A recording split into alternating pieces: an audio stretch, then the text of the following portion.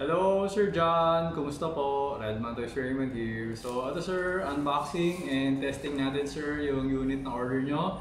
The WE Beretta M92 Silver Airsoft Gas Blowback Pistol. Ayan sir.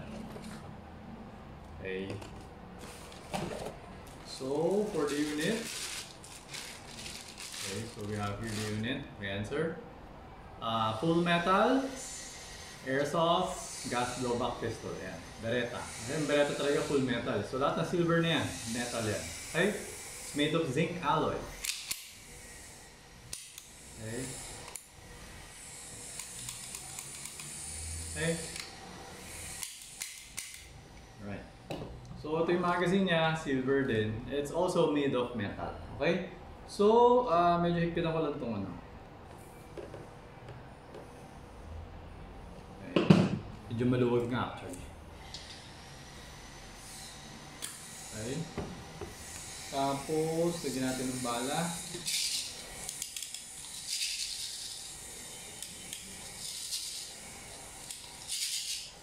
Ayan. So, 1, 2, 3, 4, 5, 6, 7. Okay. So, buksan natin. Chrono. Okay, okay na. Always remember to keep your trigger finger out. Mabilis na naman ipasok yan. Diba? So make sure the muzzle is always pointed at a safe direction. Okay? Always be mindful where the muzzle is pointed. So yun na naman yung mga safety talaga eh. So trigger finger, do your best to keep your trigger finger out unless may babaril ka na. Saka mo lang siya papasok pag babarilin mo na yung ano. Pero pag wala pa, nasa labas lang yan. Okay? Tapos, ano ba? Ayun na naman. Ayun naman talaga yung safety eh. Itong manual safety mo kasi alanganin naman kasi yung pwesto yun. So, ito kasi yung design ng M92 na Beretta, no? Pero old style na kasi ito eh. Kaya pag sa panahon ngayon wala nang gumagawa ng safety ng ganyan, alanganin, medyo malayo. Okay, so wala. Okay, so pasok natin. Tapos kasana natin. Ayun yung BB. Alright, so firing. Okay. So we got 340.2,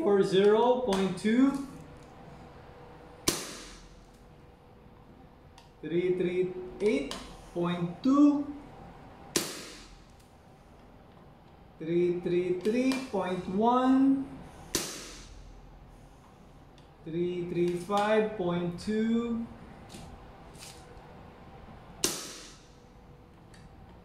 332.3. Okay, so stable siya, nasa 33, no? So okay na, ubusin na natin to. Okay, nag-open chamber. Bakit kaya? Pag-attack natin, wala ng bala. Okay? So yun.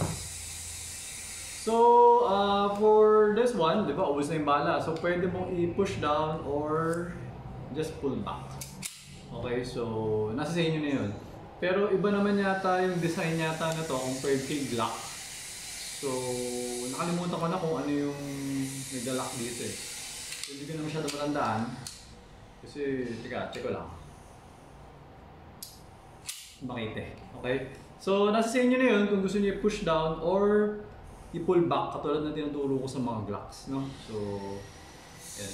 Pero syempre, kapag ka pinupull mo, more or less, mas less stress dito sa may part na to. Kasi nga, wala kang ginagano. So, wala nakakayod. So, hindi ko na matandaan kung may nakakayod ba rito. Hindi ko na matandaan kung may napupudpud eh. So, yun lang. Okay? So, yeah. Pull back and then hammer down. Okay? So, ayun Sir John. Okay na tong unit mo. So, ipapak ko na siya and then padala ko na siya sa inyo. Okay? So, ayun sir, thank you for your order. Until next transaction po, always remember to stay safe, stay great, be good, and be thankful always. God bless po sir. Bye-bye.